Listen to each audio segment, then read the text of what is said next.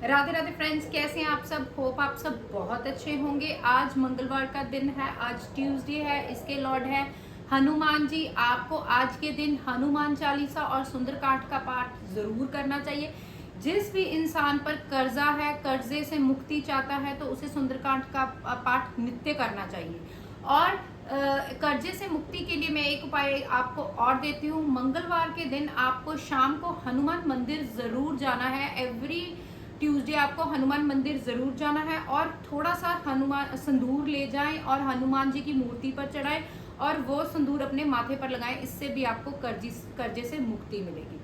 अब हम बात करेंगे कुछ विशेष टॉपिक्स के बारे में। बात करेंगे कि हमें घर में कैंची और चाकू किस तरह इस्तेमाल करना चाहिए। अगर उनका गलत इस्तेमाल होता है तो हमारे घर में दरिद्रता आती है और हमारे घर में भाग्य सौभाग्य दुर्भाग्य में बदल जाता है। तो हमें उन चीजों का इस्तेमाल कैसे करना चाहिए, ये सावधानियां। सबसे पहले हमें कभी भी कैंची खाली नहीं चलानी चाहिए। कैंची कभी भी खाली ना चलाएं। अगर आप खाली कैंची चलाते हैं तो ये घर में कलेश झगड़े का कारण मानी जाती है। जैसे हमारे बुजुर्ग भी कहते थे कि अगर हम खाली कैंची चलाते हैं या उसका मुंह खुला छोड़ देते हैं तो वो झगड़े का कारण बनती है। कैंची हमेशा डिब्बी में रखनी चाहिए। संभाल कर यूज कर ली तो उसे डिब्बी में बंद कर रखे, वरना वो आपके घर में झगड़े और लड़ाई कला क्लेश का कारण बनेगी। दूसरी बात, चाकू। चाकू को हमेशा हमें किसी डिब्बे में उल्टा कर रखना चाहिए। उसकी धार नीचे की तरफ होनी चाहिए और जो उसका हैंडल होता है वो ऊपर की तरफ होना चाहिए। अगर हम मैं एक जानकारी जरूर देना चाहती हूँ, कोई भी पॉइंटेड चीज है अगर हम उसे ऐसे सीधी डिब्बे में खड़ी करते हैं तो वो हमारे घर में नेगेटिव ऊर्जा लेके आती है, नकारात्मक ऊर्जा लेके आती है और हमारे घर से बरकत चली जाती है और घर में लड़ाई झगड़ा रहने लगता है। तो हमें हमेशा धार वाली चीज को उल्टा कर रखना है, चाहे वो नाइफ है चाहे वो फोक है, क्योंकि जो फोक है वो भी ऊपर से तीखे होते हैं, उसको भी उल्टा कर रखना है, जिससे आपके घर में लड़ाई झगड़ा कलेश खत्म हो। कभी भी घर में बिना धार वाला चाकू या जंग लगा हुआ चाकू कभी भी घर में नहीं रखना है। इससे हमारे स्वास्थ्य पर असर पड़ता है। हमारे घर में बीमारियों को हम निमंत्रण दे रहे हैं।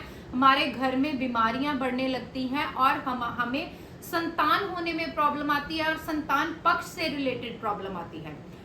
चौथी चीज ये है कि हमें कभी भी हमारे घर में बड़ा चाकू नहीं रखना चाहिए। बड़ा चाकू हमेशा सिर्फ उसकी शॉप में होता है, जो मीट कटिंग वाला होता है, या किसी उसकी शॉप में होता है। कभी भी इतने से बड़ा चाकू हमें घर में नहीं रखना चाहिए। इससे भी हमारे घर में संतान पक्ष से रिलेटेड प्रॉब्लम होती है और घर में बीमारियां उतनी बड़ी आने लगती हैं। पांचवी चीज, हम जो हम अपने घर में पायादान रखते हैं। घर में पायादान रखने से हमारे घर में खुशियां आती हैं। और ये बात का जरूर आप ध्यान रखें कि जो आपका पायादान है वो गंदा नहीं होना चाहिए, कटा फटा नहीं होना चाहिए। इससे भी आपको प्रॉब्लम आती है, इससे भी आपके घर में दरिद्रता आती है। और वो पायादान पे कभी भी स्वास्तिक या शंख का चित्र नहीं बना होना चाहिए। अगर हम शंख या उसका स्वास्तिक का चित्र बनाते हैं, उसी पायादान पर हम पैर साफ करते हैं तो वो चित्र हमारे पैरों में आता है। ये वास्तु दोष माना गया है, बहुत बड़ा वास्तु दोष माना गया है। सो आपको अपना पायादान साफ सुथरा, कटा फटा नहीं होना चाहिए और साफ सुथरा रखना चाहिए। अब हम बात करेंगे कुछ ऐसे संकेत जिससे हमें पता चलता है अगर हमारे घर में कोई प्रॉब्लम आने वाली है तो वो बुरे संकेत आने से हमें क्या सबसे पहले संकेत मिलते हैं और उससे हमें पता लग जाता है कि हमारे घर पर कोई मुसीबत आने वाली है। सबसे पहला संकेत, जब भी हमारे घर में कोई प्रॉब्लम आने वाली होती है, जब भी हमारे घर में कोई प्रॉब्लम स्टार्ट होने वाली होती है, हमारे घर के पेड़ पौधे सूखने लगते हैं, वो ड्राई होने लगते हैं। जितना मर्जी उन्हें पानी दे लीजिए, जितना मर्जी उन्हें कुछ मर्जी कर लिए, खाद डाल ले कुछ मर्जी, लेकिन वो सूखने लगते हैं। इससे हमें पता चल जाता है कि हमारे घर में कोई प्रॉब्लम आने वाली है। दूसरी चीज हमें बुरा टाइम आने का संकेत क्या मिलता है, जब किसी भी महिलाओं की दाईं दाएं तरफ की जो भी अंग हो, आंख हो, वो फड़के तो उससे पता चलता है कि हमारे घर पर मुसीबत आने वाली है।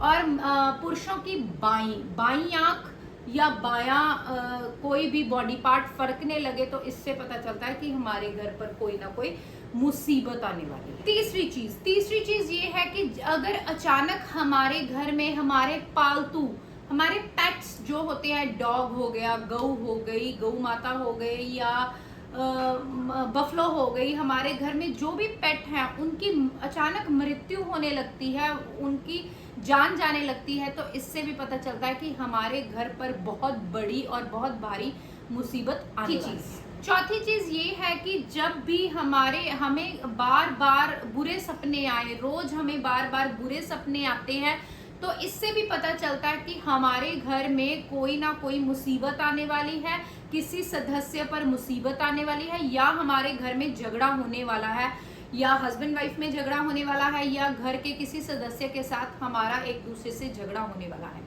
पांचवी चीज, जब भी हमारे घर में छिपकलियां लड़ती हुई दिखे, छिपकलियां दिखना बहुत अच्छा माना गया है, लक्ष्मी जी का प्रतीक है, लेकिन जब झगड़ती हुई दिखे, लड़ती हुई दिखे, तो इसका भी यही संकेत है कि हमारे घर में कोई ना कोई बड़ी मुसीबत आने का वो संकेत दे रही है। छठी, इन चीजों को हमें ठीक करने के लिए क्या क्या कुछ ऐसी टिप्स दे रही हूँ हमें करना चाहिए, जिससे करने से इन चीजों से हम बच सकते हैं। जो मैंने आपको वो संकेत बताए हैं उनसे आप बच सकते हैं। आपको सबसे पहले क्या करना है, आपको अपने घर में एक कांच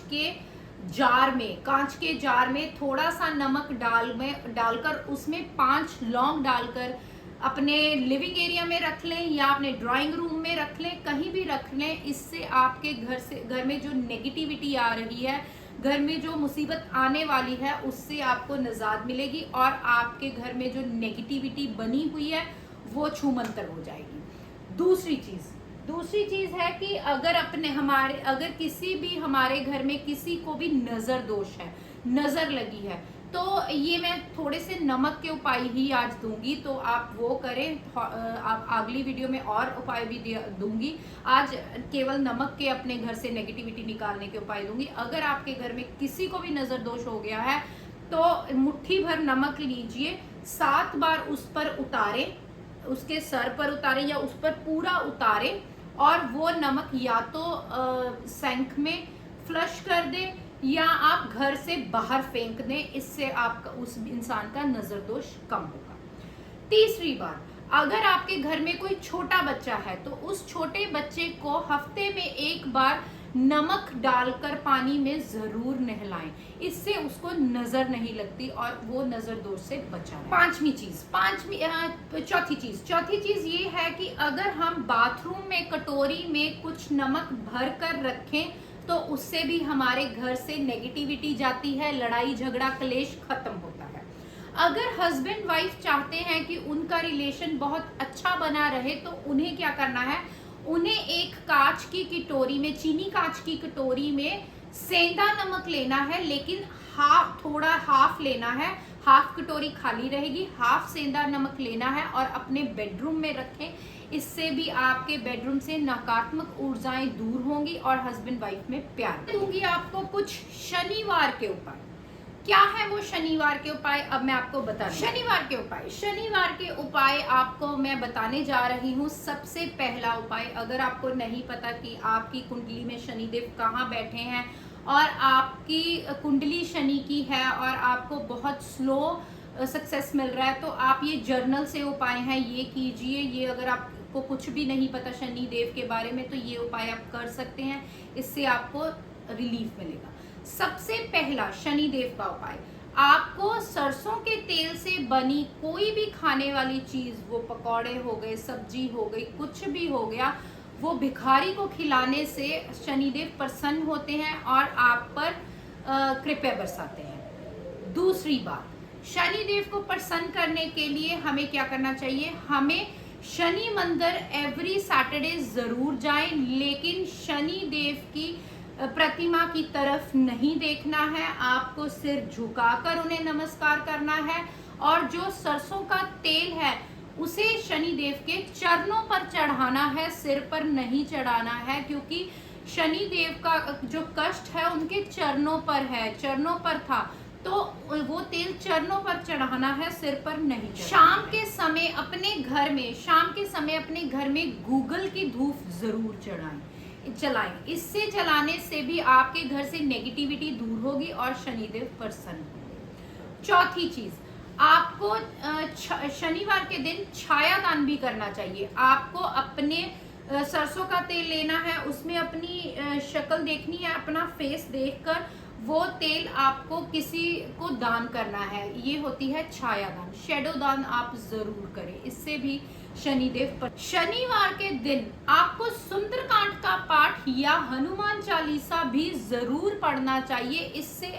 इससे भी शनिदेव आप पर बहुत प्रसन्न होंगे। क्योंकि शनिदेव ने ये वादा किया था हनुमान जी से कि अगर आप जो भी आपकी भक्ति इंसान करेगा, जो भी हनुमान चालीसा पढ़ेगा, सुंदरकांड पढ़ेगा, तो हनुमान जी के भक्त को शनिदेव कभी भी पीड़ा नहीं देंगे। क्योंकि हनुमान जी ने जब लंका में शनिदेव को बचाया था, रावण से बचाया था, इसलिए शनिदेव ने हनुमान जी से वादा किया था कि जो भी इंसान हनुमान जी की भक्ति करेगा मैं उसे पीड़ा कभी नहीं दूंगा। तो आपको शनिवार के दिन सुंदरकांड का पाठ और हनुमान चालीसा जरूर पढ़ना चाहिए।